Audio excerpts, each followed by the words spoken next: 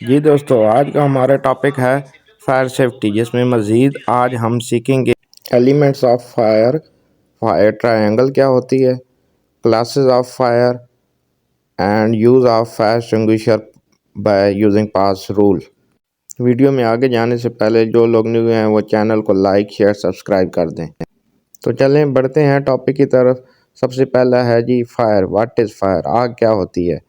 Fire is a chemical reaction of fuel with required amount of heat, oxygen, and during the reaction heat and light produce।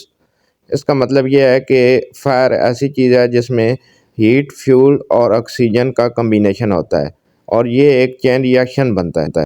Next हम बात करेंगे what are the elements of fire. Fire के elements कौन से हैं? इसमें 3 elements होते हैं फायर में: फ्यूल, ऑक्सीजन, हीट। यहाँ आप सब लोगों से क्वेश्चन है कि अगर एक कमरा है उसमें हीट भी है, फ्यूल भी है, ऑक्सीजन भी है, तो क्या वहाँ आग लग जाएगी खुद से ही?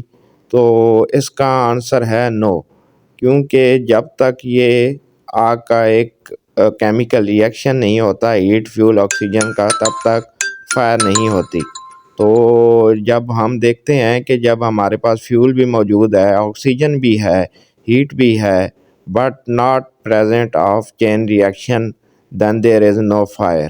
तो केमिकल रिएक्शन या चेन रिएक्शन का फायर का होना ज़रूरी है। इसमें अगर एक चीज़ भी नहीं होगी तो ये आग नहीं लगेगी। ये बहुत ज़रूरी है, आपने याद रखना है कि फ्यूल भी हो, ऑक्सीजन भी हो, हीट भी हो, चेन रिएक्शन हो, तो देन फायर होती है। नेक्स्ट हम बढ़ते हैं जी कि फायर ट्रायंगल क्या है। फायर ट्रायंगल बेसिकली 3 चीज़ें ही होती हैं: हीट, फ्यूल एंड ऑक्सीजन। ये 3 चीज़ें जब मिक्स होती हैं तो फायर हो जाती है।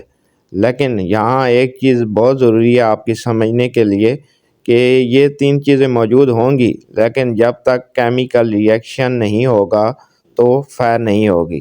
तो इसलिए इसको हम दूसरा नाम भी देते हैं, जिसको फायर टेट्राहेड्रॉन भी बोलते हैं। मीन के 4 चीज़ें मौजूद हैं तो तब फायर होगी। अगर हीट, फ्यूल, ऑक्सीजन ये फायर ट्रायंगल बनाती हैं, लेकिन इसके साथ जब भी केमिकल रिएक्शन या चेन रिएक्शन होगा तो वो फायर बनेगा। तो ये जो है आपने समझना है, ये बहुत ज़रूरी है।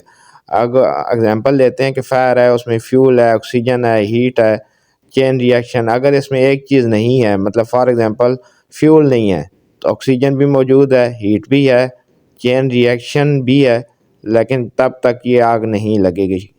अब नेक्स्ट हम देखते हैं जी क्लासेस ऑफ फायर। तो टोटल कितनी क्लासेस हैं? अगर इंटरनेशनल स्टैंडर्ड देखा जाए तो हमारे पास there are 6 classes of fire. कौन कौन सी हैं? Class A, class B, class C, class D, class C and class F. Class A fire में आता है कंबस्टिबल मटेरियल, यानी कि जो फ्लेमेबल सॉलिड जो होते हैं उनको हम क्लास ए में लेते हैं, जैसे for example would, paper, rubber etcetera. ये हमारे पास कंबस्टिबल मटेरियल जो सॉलिड फायर होती है वो क्लास ए में हमारे पास आती है। क्लास बी की अगर बात की जाए तो इसमें हमारे पास फ्लेमेबल लिक्विड्स आते हैं, फॉर एग्जांपल जैसे पेट्रोल, डीजल, पेंट्स। इसकी आग को हम क्लास बी में कंसिडर करते हैं। अब नेक्स्ट बात करें क्लास सी फायर की, तो ये इसमें फ्लेमेबल गैसेस आते हैं, फॉर एग्जांपल इसमें हाइड्रोजन, ब्यूटेन और मीथेन एटसेट्रा। ये हमारे पास क्लास सी फायर में आते हैं। नेक्स्ट बात की जाए क्लास डी फायर, तो क्लास डी फायर में हमारे पास आते हैं कंबस्टिबल मेटल, और इसकी अगर हम एग्जांपल ली जाए तो इसमें आता है magnesium, aluminium and potassium etcetera.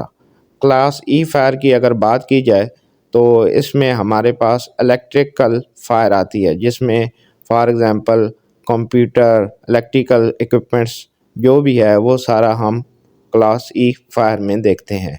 तो class E is related to all electrical appliances and equipments। Class F की अगर बात की जाए तो इसमें हमारे पास cooking oil, for example kitchen oil and fats include होते हैं। तो F is kitchen class fire. Next हमारे पास फायर एक्सटिंग्विशर का यूज़ कैसे करना है। तो सबसे पहले है जी pull the pin of the fire extinguisher. Next हमारे पास आ जाता है जी aim at the base of fire. ये बहुत ज़रूरी है कि आपने आग के बेस में उसकी एम लेना है। नंबर 3 पे आ जाता है स्क्वीज द हैंडल। जो फायर एक्सटिंग्विशर के ऊपर हैंडल लगा होता है उसको प्रेस करना है, स्क्वीज करना है, दबाना है। स्वीप का मतलब जैसे झाड़ू होता है तो स्वीप साइड टू साइड, ये हमारा 4 नंबर रूल है। तो पास रूल में अगर हम देखें तो क्या आता है जी, सबसे पहले pull the pin, aim at the base of fire, squeeze the handle and number 4 is sweep side to side. तो ये आपने लाजमी याद रखना। और अब सबसे गुजारिश है कि चैनल को लाइक, सब्सक्राइब एंड शेयर करना ना भूलिएगा। आप सबका बहुत शुक्रिया।